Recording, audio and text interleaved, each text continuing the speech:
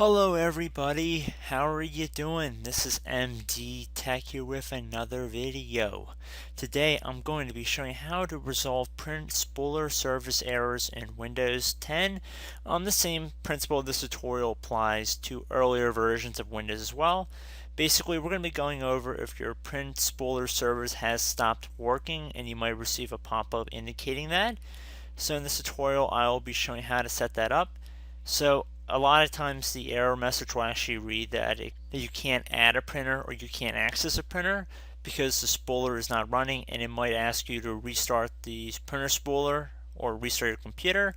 And if the later does not work for you guys, I'm going to be showing how to hopefully resolve this by actually following along with what it's asking us to do. So we're going to jump straight into it. So we're going to start by heading over to the Start menu. And we're going to type in services. Should be listed right above desktop app. So you want to left click on that.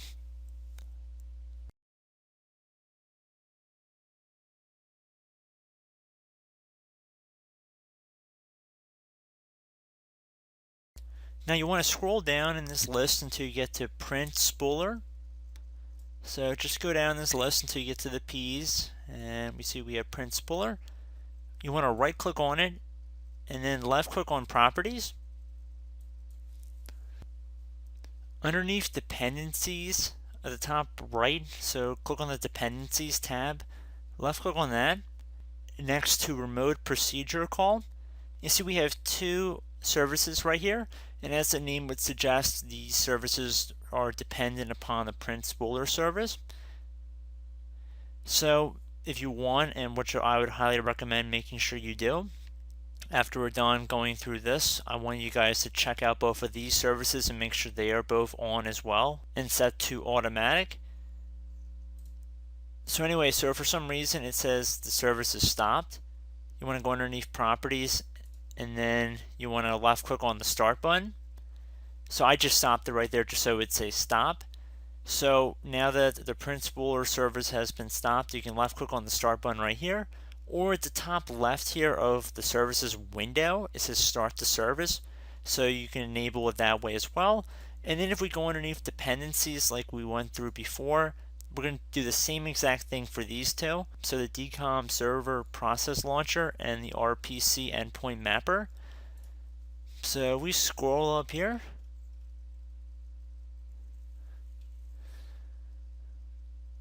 Sure enough, we have a DCOM server process launcher right here.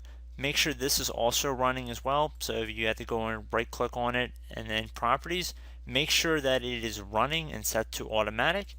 The same would go for the RPC endpoint mapper.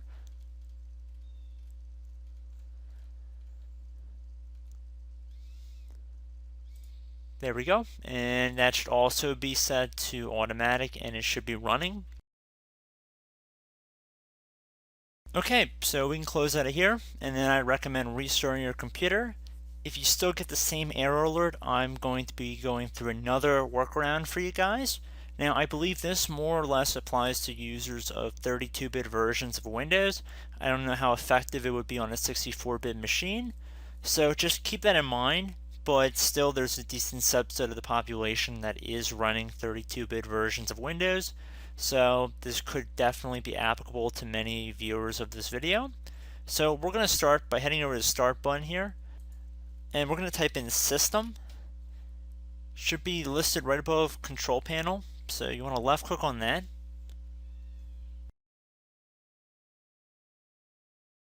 This window looks pretty much the same that it has since Windows 7 or even Windows Vista for that matter.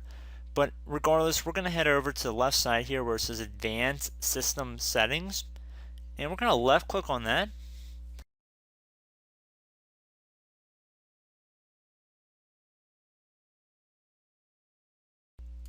So you want to go up to the Advanced tab at the top. So underneath the Advanced tab, you want to left click on the first Settings button right underneath Performance, Visual Effects, Processor Scheduling, Memory Usage, and Virtual Memory. So left click on the Settings button right here. Now navigate over to the Data Execution Prevention tab at the top right. So basically what the data execution prevention is, it's designed to prevent bad programs from running on your computer. However, in some cases this could be messing up your print spooler service. So we're going to turn it on for all programs and services except those that I select, and this will open up the exceptions window for us to edit. So we're going to just left click on this add button right here. So we're already underneath system 32, which is good. I'm glad they direct us to that right away. So we want to scroll down until we get to spool SV. So it's not going to say print spool. Don't want you guys looking for that. So we're going to just keep scrolling down here.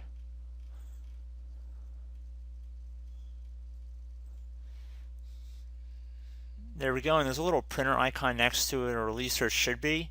So pretty easy to spot there. And then you want to left click on open. So it appears in my case it's not letting me run the print spooler service with the DEP disabled, which is kind of strange, especially since this is a 32-bit version of Windows. I should note if you're running a 64-bit version, you will definitely not be able to do this, and it would not say that your computer's processor supports hardware-based DEP at the bottom. It just would not say that flat out. And then once your exception was put in here, assuming you were successfully able to do this alternative method, you would just left click on apply and OK.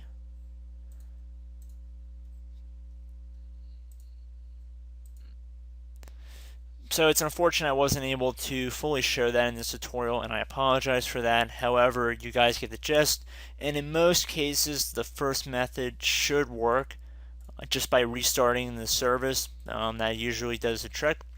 And again, I'd recommend restarting your computer as well in between the first and second methods if the first one did not work for you. But again, I'm optimistic that it will. So I hope this brief tutorial helped you guys out, and I will catch you in the next tutorial. Goodbye.